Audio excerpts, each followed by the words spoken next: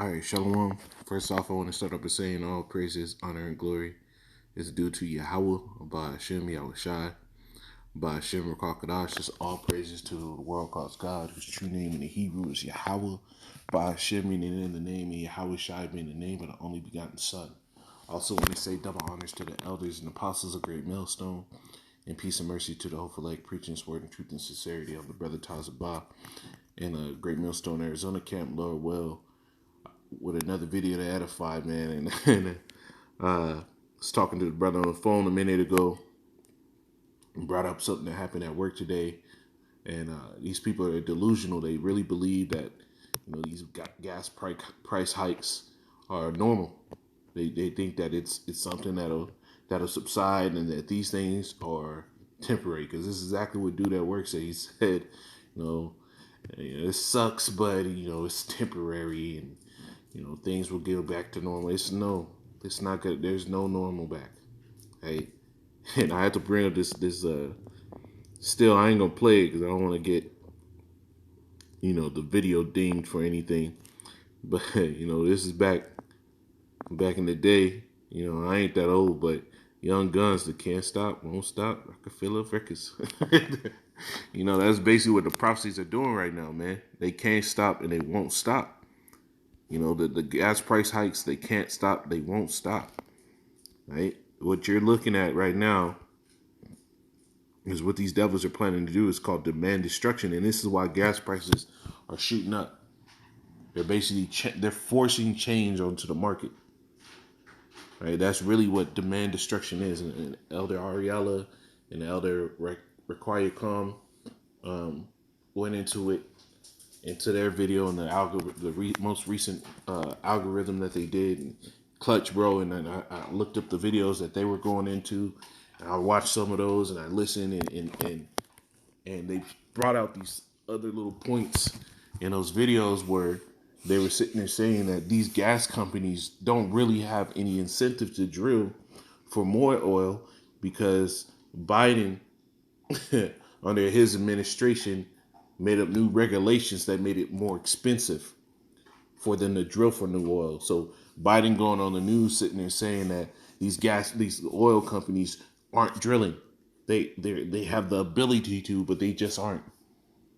Basically saying, because for years you've heard big oil is corrupt, big oil is evil. They only look to pat their pockets, right? But ultimately, what's happened is this devil's put on so many more taxes and expenses on them drilling for new oil that they've made it too expensive to sit here and drill right now for it. Because ultimately, American oil is expensive to get. A lot of oil in America is done by fracking. It's a very expensive process. Very expensive process, right? So not only is it already expensive to do because you have to pay American wages for it as well, for the people out there working the oil fields, right? You got to pay American taxes, but now they put on other incentives. So let me get into some of this information. I'll get some scriptures, and Lord, will all this be edifying. So it says demand destruction. Demand destruction is a permanent downward shift on the demand curve in the direction of a lower demand of a commodity, such as energy products induced by prolonged period of high prices or constrained supply. So they're manufacturing a shift in demand by purposely making it so much more expensive for you to get oil. They're forcing you to change your habits. That's basically all this means. So what? They're going to keep these gas prices up high. It's going to go even higher, and they're going to force you to change your habits, which what drives down the demand for oil, which what drives up the price. So it makes it even worse over time. And that's exactly what's happening now. The other thing I want to hit on, and I'll go into this right now because he explains this great. So listen to this. To the kinds of prices that we're today, you're starting to encroach upon that area where demand destruction will start to occur, whether it's motorists, and filling up their cars or heating or cooling their houses. Yeah, this is a level that, consumers have started to push back a little bit, and we've seen demand destruction in the past. Now, if you inflate the barrels from the last time we were in this place in 2013, 2014, might suggest we could go a little bit higher, but realistically, we will start seeing some people start conserving and changing their behavior, which impacts demand. Right, and just this morning, the United States and I believe the United Kingdom as well looking to ban. That same thing happened in what? During the pandemic. People changed their habits. They stopped eating out as much, and they started buying food more. So the demand shot up, but the supply chain was already down. So food prices shot up. Right? You went from eating out all the time to you being at home majority of the time. So you wanted food at home. Right? And what did it do? How did it make the food prices shoot up? Because now the restaurants that were buying mass amounts of food no longer was buying them. What? So when those restaurants were no longer buying that food, the producers started making less. Which what? So the supply went down and the price had to hike up. This is exactly what was going on during the pandemic. And this is exactly what they're doing with the gas now. So when you look at these things, this is what's happening on a grand scheme. And these things are going to push into other stuff. To ban import.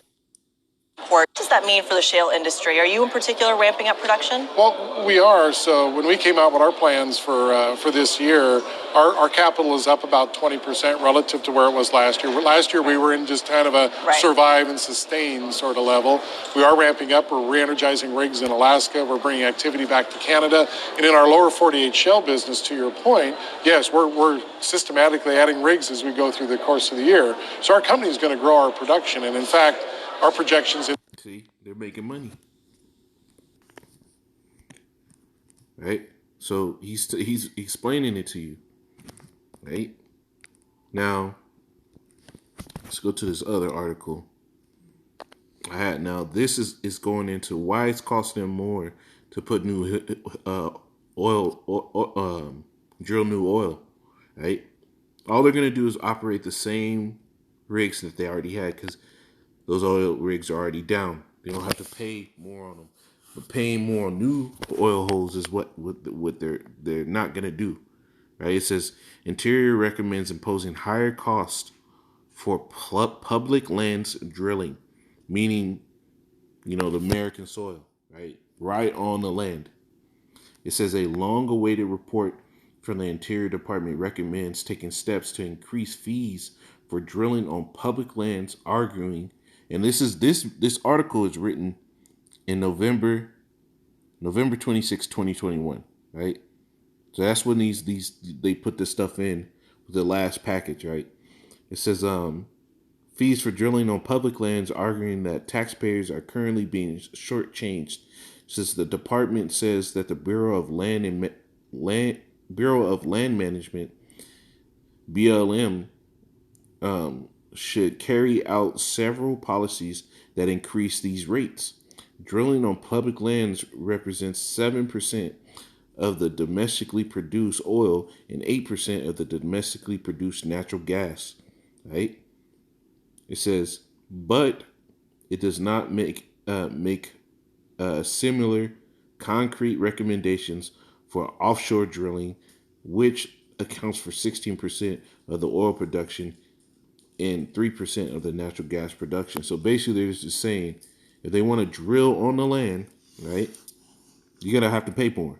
So this is why these oil companies don't have an incentive. There's no incentive for them to sit here and put new holes down. That's very expensive. Right? Digging for a well, right, is very expensive. So imagine digging for oil. That's extremely expensive because you're paying American prices, right? You're paying American wages on American land to do these things, and now they put more cost for them to do it. There's no incentive. You might as well just keep using the old rigs you got set up, operating at the old pace you have that complies with the global market, where everybody was expected to make this much. This guy's expected to make this much. This guy's expected to produce this much oil. That guy's expected to produce that much oil. That's all they're going to do. They're driving down the demand, hiking the prices now. Do that work, in his simplicity, sat there and really believes that all this stuff is short term, right? We brought it up at work, and we basically said that we're starting to get a lot of cases of people with serious heart problems and stroke. And I say, hey, it's the gas prices. And he says, yeah, man, it's all in California. There's some places that cost $7 a gallon, and now they don't know what to do, right? And he said, but this is all temporary. And in my mind, I'm like, nah, this ain't temporary, bro. This is all strategic. This is what Esau has planned, and he's going forth with his plan. The scriptures tell you the rich seek it to destroy the poor, right? This is 2 Ezra 15:11. It says, But I will bring them with a mighty hand and a stretched out arm, and smite Egypt with plagues as before, and I will destroy the land thereof. So this is one of those plagues. This stuff leads into so many things, right? This oil market catastrophe leads into so many things. And when you go back and you understand how oil became so big, it's because there's a rich family in our earth called the Rothschilds, who are Edomites, so-called JOOs, right? Small hats that control the vast majority of the world's wealth. They decided to have everything petroleum based, which is why they kicked out all the natural herbalists, right? They were able to cure you through diet and herbs. They made them quacks. You can look up this stuff, man. Right? They made them quacks. They're petroleum giants. And through them owning everything in the market, they made everything petroleum. And this is why the scriptures tell you both the inward thought. Let's get that inward thought.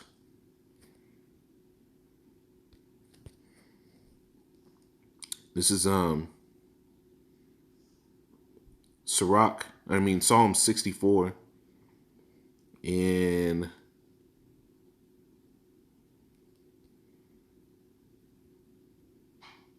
I'll start at 1. It says, hear my voice, O Yahweh. Power, it says, in my prayer, preserve my life from fear of the enemy. Hide me from the secret counsel of the wicked, from the insurrection of the workers of iniquity. And who is this talking about? Who has a secret counsel? Esau, Edom, the Illuminati. When you think about the Illuminati, it ain't Jake, right? If Jake gets into the Illuminati, he's low grade, right? When you really think about the Illuminati, who's at the top, who's controlling everything, it ain't Jay-Z. It ain't these everyday celebrities that you get to see. It's these niggas behind the scene that you'll never see. Who pays them? That's what you need to ask. Who pays them? Right?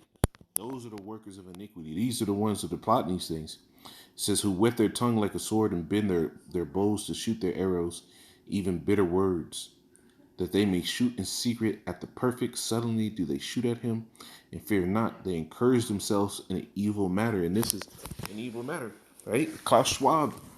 And I said this to the brothers at camp. I said Klaus Schwab is basically the left hand's cheerleader to keep going.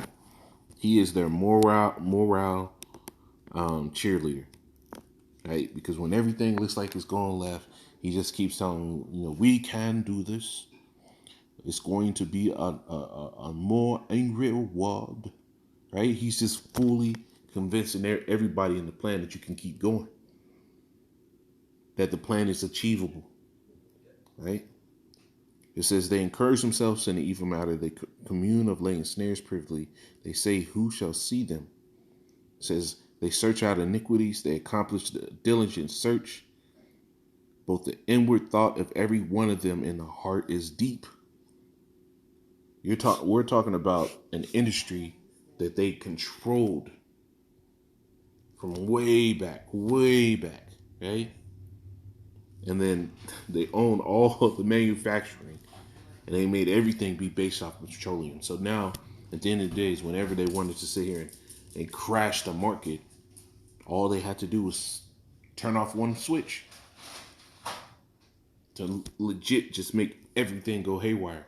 And that's what's happening. They're turning off a switch, and it's going to lead to a crash in the market. It's going to lead into famine. It's going to lead into riots. This is what's being prepared, right? So back in Second Ezra um, 15 and 11. Right, so Second Ezra 15 and 11. And it says, but I will bring them with a mighty hand and a stretched out arm. That them is talking about Israel. Read the top verse. Read the 10th verse. And I will smite Egypt with plagues as before, and I will destroy all the land thereof. Egypt shall mourn, and the foundation of it shall be smitten with the plague and the punishment of Yahweh. Right? This place is getting smitten with the plagues of the Lord, because what this is going to bring out is the crash of your economy, right? The devaluing of your dollar, famine, shortages are here. There's the brothers went over it, yesterday, where they were talking about the shortages of the people that were shipping the goods are already still here. The plagues are sent. These things aren't gonna stop. Right? Just like I brought out the song earlier, man. It can't stop, won't stop. Rockefeller Records. Hey, this is the time we're in. It. This is It says Second Ezra 16. I started 3. It says,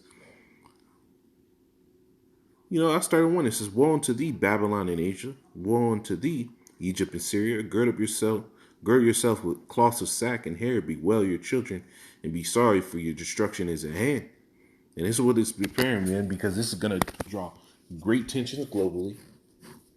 It's going to cause a reset of an entire global system, and they're going to try to control it, right? Because what they're going to push out on the back of this is the MOTB, that chip. And the brother sent out an article not too long ago, and Lord, will I'll be able to go into it, where they're talking about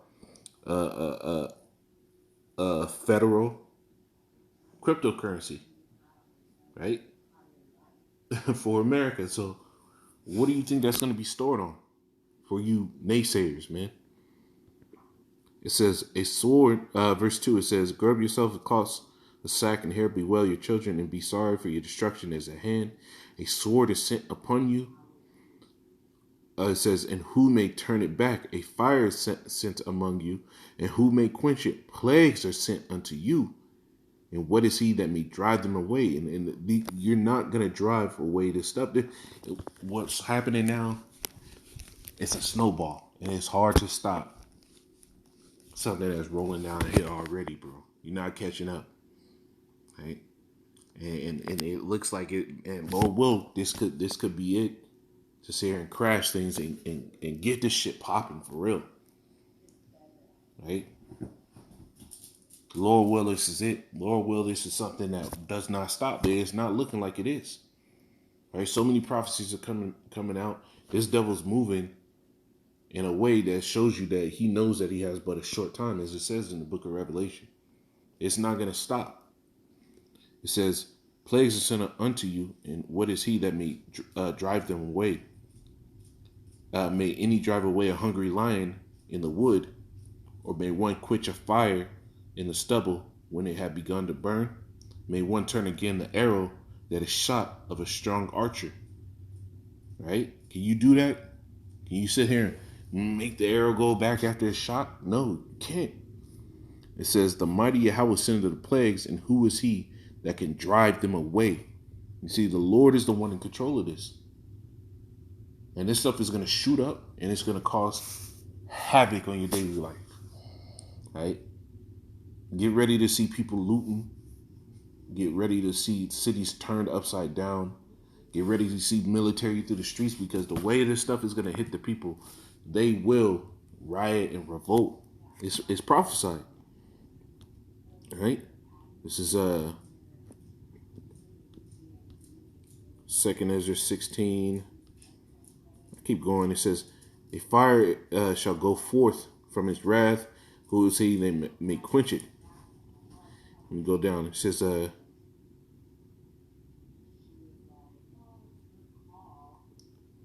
verse 37, it says, "Behold, the plagues draw nigh, and are not slack, as when a woman with child in her ninth month bringeth forth her son, with 2 or 3 hours, with 2 or 3 hours of her birth, great pains compass her womb." And this is part of the pains. Right? This is part of that pain compassing the womb. All of America is feeling this. Everybody around the world is really feeling this. Price hikes, all this stuff, right? Because ultimately, before, right, America was living deliciously. Nobody knew what inflation was. You never saw great fluctuations and things like that, right? This is Revelation 18. You never saw fluctuations, so now people are feeling it and they're seeing the fluctuations. This is Revelation 18:7. It says, "For in 1 hour so great riches have come to not." No, that's not it. Revelation 18:7. Salakia. "How much has she glorified herself and lived deliciously? So much torment and sorrow give her." See, America has lived super deliciously because you've never had to know what all these other countries knew. Right? I remember a while back when they were putting sanctions on Syria, right? That the news reporters were going out there and they were seeing how much the price of food changed by day. And I like watching those travel cooking and eating shows. And just like in those shows, they showed you that one day meat might be, you know, beef might cost a dollar 50 a pound, and the next day you come around, it's $4.45. Right? They showed you that the things fluctuate even throughout the day like that. Now America's being hit by that. Right? This place has lived so deliciously, and people do not know how to deal with this. Right? This is why in other countries so many people have bikes. Gas might be too high, so they huffing it, popping a wheelie all the way to work. People in America don't know how to deal with these type of things, and it's gonna cost great upheaval. Right? It says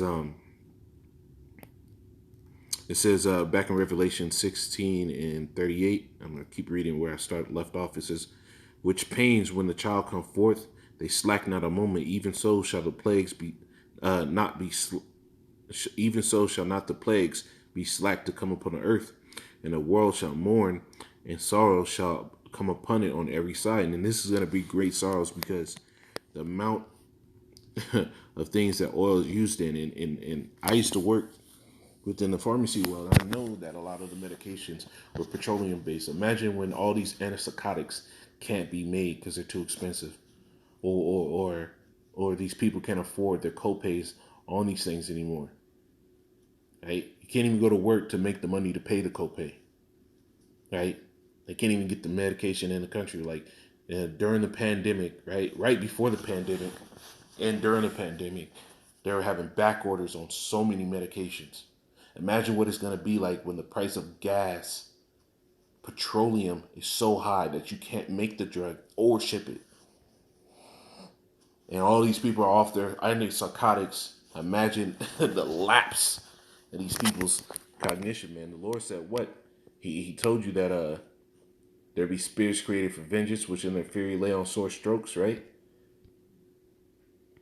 Those spirits created for vengeance, man, they could just be let out as soon as those medications stop.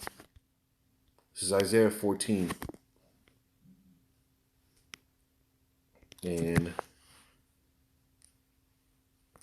And I'll start at 26. It says, "This is the proportion, this is the purpose that is proposed upon the whole earth. And this is the hand that is stretched out upon all nations. For Yahweh hath proposed, and who is he?" It says, "And who shall disannul it? And his hand is stretched out, and who shall turn it back?" You see, the Lord wants these things to happen. America's through. It's not gonna go back to normal. It's not gonna be good. These prices aren't gonna drop. It's not looking like they're gonna drop. Your daily life is gonna be hard. The amount of food you'll be able to get is gonna be hard. It's gonna be scarce. That they're setting up new things, and they're using these prices to drive the market on themselves. Right? It's a very deliberate plan. Right? But Lord willing, this is edifying. I'm gonna say, call Allah. Yahweh Bashim Al Shai, Bashim Kakadash. Can't stop, won't stop, baby. Shalom.